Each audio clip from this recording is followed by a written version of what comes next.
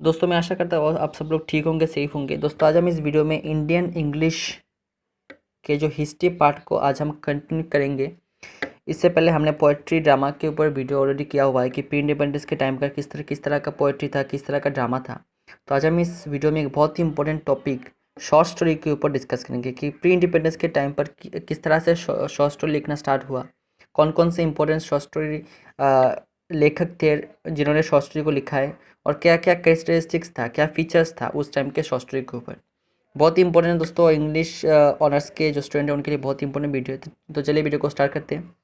दोस्तों वीडियो को स्टार्ट करने से पहले अगर अभी तक अपने चैनल को सब्सक्राइब नहीं किया तो प्लीज़ सब्सक्राइब कीजिए एक सेकंड देकर। और चलिए दोस्तों वीडियो को स्टार्ट करते हैं, लेट्स बिगिन। दोस्तों अगर हम शॉर्ट स्टोरी के ऊपर डिस्कस करें तो इंडियन इंग्लिश शॉर्ट स्टोरी लिखना स्टार्ट हुआ दो तरीके से। पहले तो इंडियन उस टाइम पे इंग्लिश एक जो ब्रिटिश सिस्टम हमारे इंडिया पे था, ब्रिटिश उस टाइम पे इंडिया को रूल कर रहे थे। तो एक तरह से जो इंग्लिश का एक सिस्टम था वो स्टार्ट हो गया था, और बहुत सारे इंडियन लोग थे जिन्होंने ऑलरेडी लिखना स्टार्ट कर दिया था इंग्लिश में। दूसरे तरीका था दोस्तों, जो इंडियन जो लोग थे जो बाहर से पढ़कर आ रहे थे, जैसे कि इंडियन लोग इंग्लैंड में जाकर पढ़ रहे थे, अमेरिका में पढ़ रहे थे, तो उनको कहीं ना कहीं इंग्लिश जो एक ट्रेडिशन था वो अफेक्ट कर रहा था। तो वो इंडियन बॉर्न थे लेकिन बाहर जाकर पढ़ रहे थे, इंग्लिश जो कल्चर था उनको अफेक्ट कर रहा था। तो वो भी इंग्लिश में लिखना उन्होंने स्टार्ट कर दिया था। ठीक है, इंडिया में आकर उन्होंने इंग्लिश में लिखना स्टार्ट कर दिया था। दोस्तों अब हम बात करते हैं फीचर्स की। क्या क्या फीचर्स था, क्या क्या कैरेक्टरिस्टिक था प्री इंडिपेंडेंस की शॉर्ट स्टोरी का। सबसे पहले दोस्तों ये बहुत ही ये बेस्ड था राष्ट्रिक लाइफ, जो लाइफ था राष्ट्रिक लाइफ के ऊपर बेस्ड था शॉर्ट स्टोरी। बहुत सारी शॉर्ट स्टोरी राष्ट्रिक लाइफ के ऊपर बेस्ड था।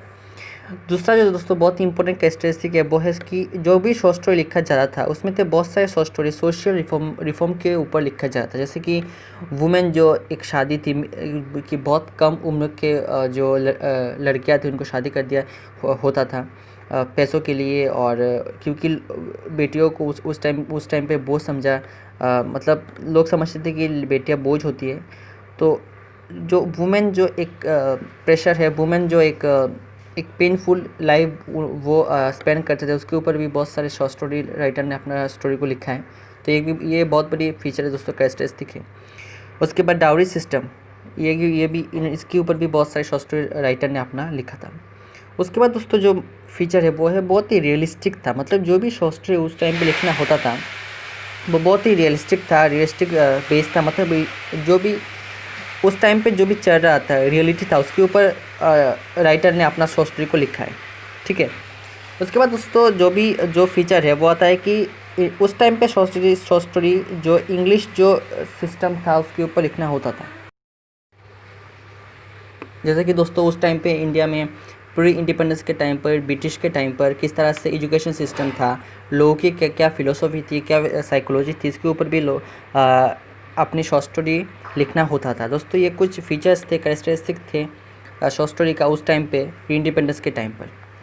अब हम दोस्तों कुछ इंपॉर्टेंट उस टाइम के शॉर्ट स्टोरी जो लेखक थे, जो भी थे राइटर, उनके ऊपर डिस्कस करेंगे, और बहुत ही इंपॉर्टेंट शॉर्ट स्टोरी जो भी लिखते थे लेखक थे उनके ऊपर थोड़ा चर्चा करेंगे। ठीक है, चलिए देखते हैं।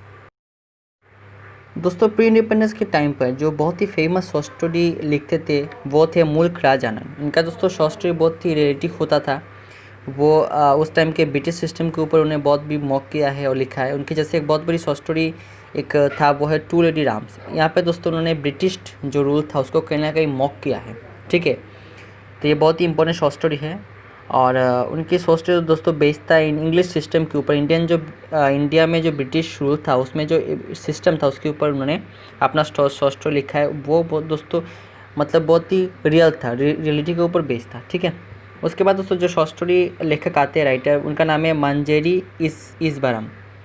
इन्होंने दोस्तों बहुत ही अच्छा शॉर्ट स्टोरी लिखा है। उनका दो शॉर्ट स्टोरी जो कलेक्शन है वो है शिवरात्रि और फैंसी टेल्स।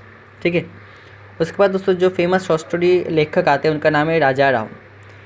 इनका दोस्तों शॉर्ट स्टोरी कलेक्शन का काम देखें तो वो है the cow of the barricades and the other stories. ये 1947 में पब्लिश हुआ था दोस्तों, इंडिपेंडेंस के टाइम पर। ठीक है, उसके बाद दोस्तों साउथ इंडियन एक लेखक थे, शॉर्ट स्टोरी लिखते थे, उनका नाम था ASP अय्यर। इनका दोस्तों बहुत ही एक इम्पोर्टेंट कलेक्शन था, वो था इंडियन आफ्टर डिनर स्टोरीज। 1927 में पब्लिश हुआ था। बहुत ही इंपॉर्टेंट शॉर्ट स्टोरी कलेक्शन है, याद रखिएगा। उसके बाद दोस्तों जो बहुत ही इंपॉर्टेंट शॉर्ट स्टोरी राइटर आते हैं उनका नाम है R.K. नारायण। दोस्तों आर के नारायण की अगर हम शॉर्ट स्टोरी पढ़ते हैं तो उनका शॉर्ट स्टोरी बेस्ड था इंडियन ब्रिटिश सिस्टम के ऊपर। उसके बाद चाइल्ड फिलोसफी के ऊपर उन्होंने लिखा है।